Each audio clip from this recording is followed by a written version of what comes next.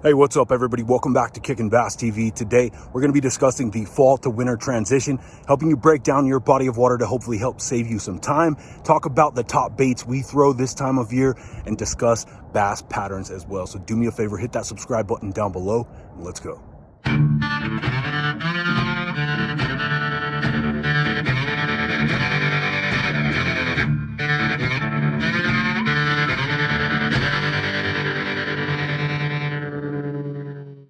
All right, guys, it's that time of year again. Today, we're talking about the fall to winter transition. It's going to be happening at different times depending on where you live in the country, but generally starts around mid-November to early December. The key factor is going to be water temps, because what's happening is there's an invisible line in the water column known as the thermocline. And what the thermocline does basically separates the deeper water in your lake that tends to have colder, more consistent temperatures and lower levels of oxygen from the shallower water that tends to fluctuate more often because of things like sunlight and precipitation and has higher levels of oxygen. Because of this, the bass will spend the majority of the season from spring until mid to late fall above the thermocline in the upper portion of the water column until your water temps reach those high 30s to low 40s. That's when the thermocline will begin to break down. Your body of water will begin to mix, become one uniform temperature, at which point your bass will start to get into their wintering patterns. If you're fishing a small body of water like a local pond, basic shape, doesn't have a whole lot of features, kind of just shaped like a bowl, what's going to happen in the wintertime is those bass are basically just going to start to pool to the deepest point, which generally tends to be out in the center. If you're fishing more of a highland reservoir, a larger body of water with huge fingers and coves where there could be any number of areas where those bass have been feeding on bait fish, they're going to be slowly pushing them out to the secondary points. Check the hollows of the center of the opening of the main body of water at each of those coves. That can be a great spot this time of year. And remember that what those bass are going to be seeking in that type of water is that offshore rock piling, any type of laid down timber, structure, or foreign objects that provide cover for them during the coldest parts of the year.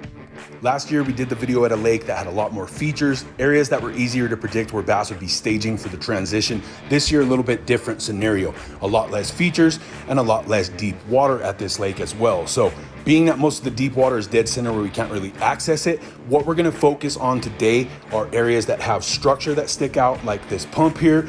And then we're gonna fish all of the rocky area along the dam wall, because that's a great place any time of year to find bass stacking up. As you can see, we've had a pretty severe drawback this season, but hopefully won't have too adverse an effect on their winter patterns. Usually what that'll do is force your bass to group up a little bit tighter, making them a little bit easier to catch, and it shouldn't push them too far off course from where you found them in previous seasons this time of year. So once you do catch them, make sure you take your time and pick those areas apart, because there's usually an entire group to be caught.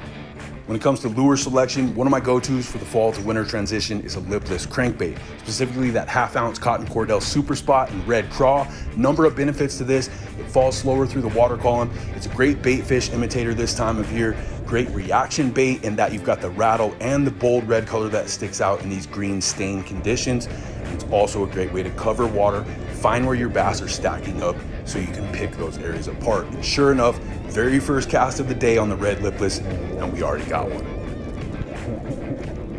Just like that, first fucking cast, bro.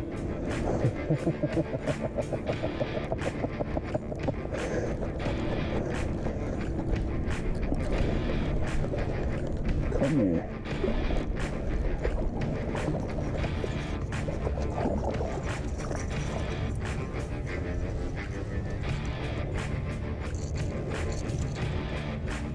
First cast, dog. First cast. So definitely not a bad start. Had one on the very first cast. We know we've got them stacked up over there. We're gonna take our time, pick that area apart in front of that structure, show you guys some of our other favorite lures to throw this time of season and how we like to fish them.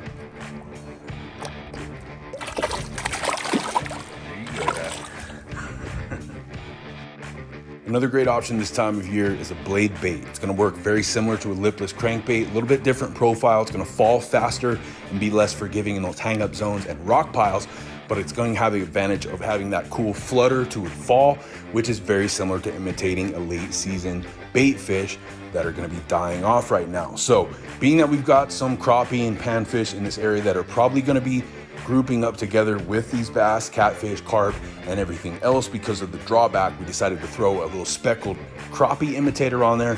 and sure enough, we hooked up right away again. Unfortunately, probably due to the fact that I didn't upgrade that front treble hook, that bass was able to bend that hook out and pop off after about 6 or 10 cranks, kick that thing free, and got off. But we were able to catch a handful of crappie right after that on that crappie imitating blade bait, which I thought was pretty funny. But being that that bass was able to bend that treble, decided we better upgrade to something a little more stout. Since I didn't have anything to upgrade this blade bait with, that was a great opportunity to try out one of the new V-Rods. The Acme V-Rod is the same thing, but just a more modern, realistic bait fish design to it with high carbon Japanese steel short shank treble hooks. Should be great in a situation where you hook those bigger bass and don't want to happen what we just had happen and have that treble hook bend out on you. So got that V-Rod tied on there. Same thing, very first cast out, right in front of that structure, and we got another bass on. It could be a bass on the first cast of it. First fucking cast on both of those lures, man. How do you like that? So as you can see, the blade bait just as effective as the lipless this time of season. That's 3 so far, and unlike that second one that ended up bending the treble hook out on that crappie imitator, once we upgraded to the Acme V-Rod, little stouter hook, able to handle the weight of those bigger bass, bring them straight in, not give them so much play, which increases the chances of them getting off. And not a bad size on this one either, just over 2.5 pounds. Got a couple quick picks, got him back on the water, and decided to give the blade bait a few more casts before we switched it up.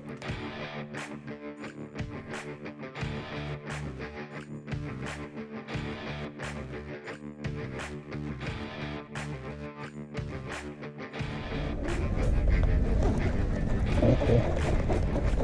Another bass, maybe?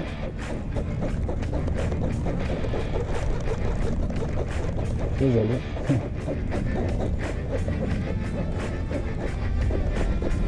That might be decent size, too.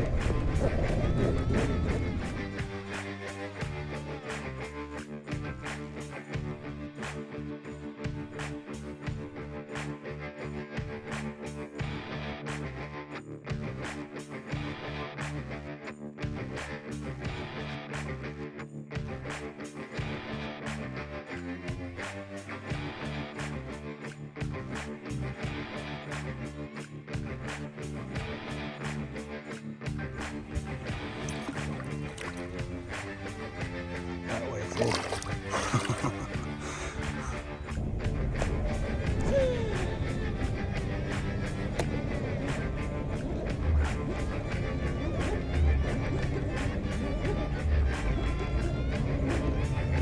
There you go.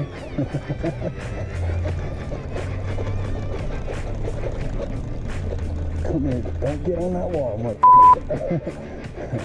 You ain't going on that wall.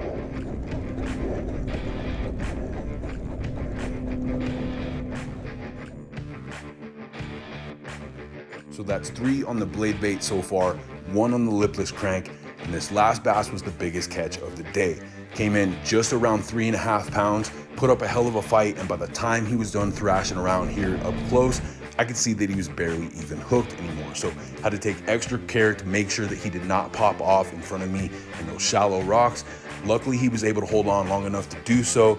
Got him in, got some great pics of that bass. Like I said, 4 good sized bass today, all of which were caught either on a blade bait or a lipless crankbait. So don't be afraid to experiment, try out both of them. They both serve a very similar purpose, have very different profiles, but are very productive, especially in the fall to winter transition.